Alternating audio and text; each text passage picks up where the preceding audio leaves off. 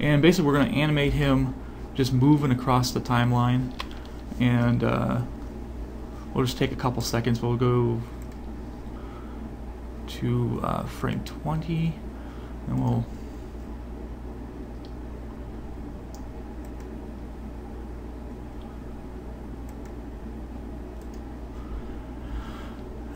insert a keyframe, and then we'll do a motion tween. Just right click on in between the two keyframes and create motion tween, and then we'll just bring our little Pac-Man character over here, top of the pellet, and we can see that it animates.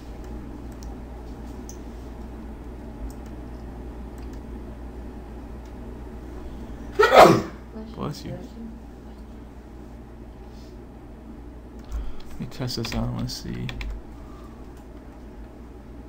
Okay. As you can see, as it's animating, the dots disappear. That's because there's no keyframe for the dots. The layers will only show up where there's actual keyframes, or actually frames. We can insert blank keyframe. Yeah, that'll bring those dots in. You don't ask about that. What's the purpose for the blank? Yeah, it's basically without, you're not changing any information about that object. We just want to make sure that object appears in that area. So you want to use a blank keyframe, and we can just click and we can drag that out if we want to increase, the duration of that object. So we're going to animate him coming in over here. Actually, I'm gonna drag this out to this keyframe out here, and I want to add another keyframe. A couple frames in, we'll insert another keyframe, and it'll be position keyframe.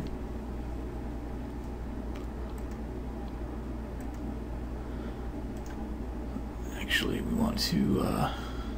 Now we're going to go into motion editor actually in a second. Let me make him go out.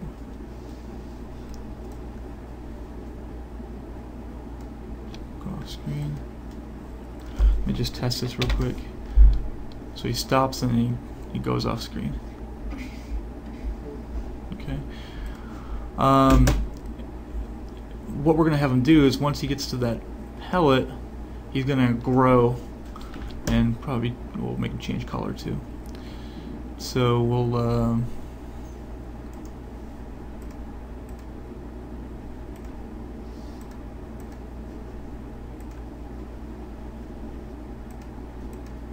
Is it complicated to make the little gray dots disappear as he eats them?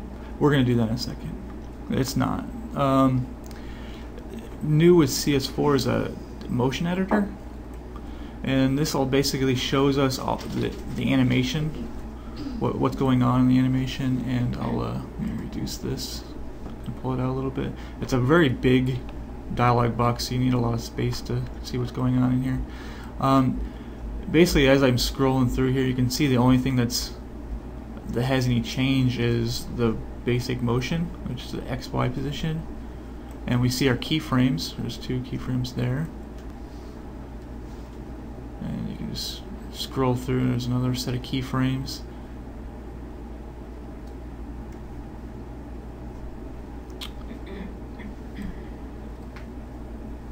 If I, on the bottom here, shows basically just allows you to change how many viewable frames you see. By default it was 1, so like I had to really scroll through it to see the whole animation. So if you just increase that to a higher number, you can see the whole animation there. And so you can see where it begins. We're having motion across the timeline. It basically stops because I've created 2 keyframes to make him stop in one place for a second, and then he continues his movement. There's if I want to add color effects, I can add a color effect here, or maybe we'll do scale. We'll add scale effects. So just by changing these values, it created a keyframe. Okay. I don't really, at this point, I don't want him to scale as he's going across. You know, I don't want him to grow as he's going across. I just want him to grow when he gets to that pellet. But just by moving this, just create those keyframes. So just I can set these back to 100%, and my keyframes will stay there. It's an easy way to just kind of really create keyframes real quick, and then go to this keyframe, and now I'll make them grow to, let's see, 125. Okay. So if you wanted to, you could use this motion editor mode realistically to create, continue to create animation, like keyframes, that sort of thing. You don't have to do it the other way. Yeah. So basically giving you another option. It's better actually. What you want to do is you start off in the timeline and create like a basic animation, and then you can tweak them in the motion editor. Okay. You can also create what's called easing. As you can see, how sharp these corners are, and it's basically he animates and stops, and animates and stops, and animates and stops. So what you want to add, easing to these keyframes. So you basically just click on the keyframe, and we'll just go to simple. That's basically the option. And we should be able to.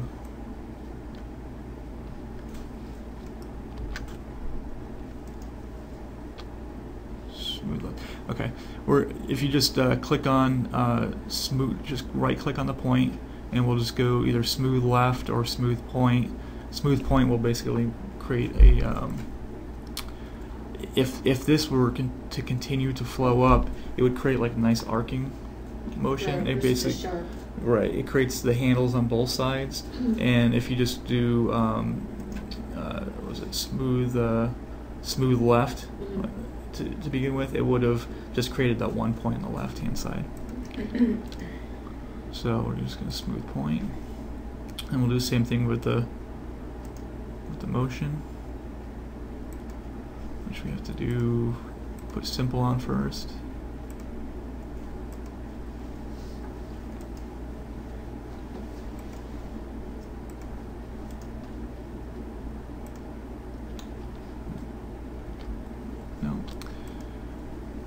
It looks like for motion, it's not gonna allow me to do it.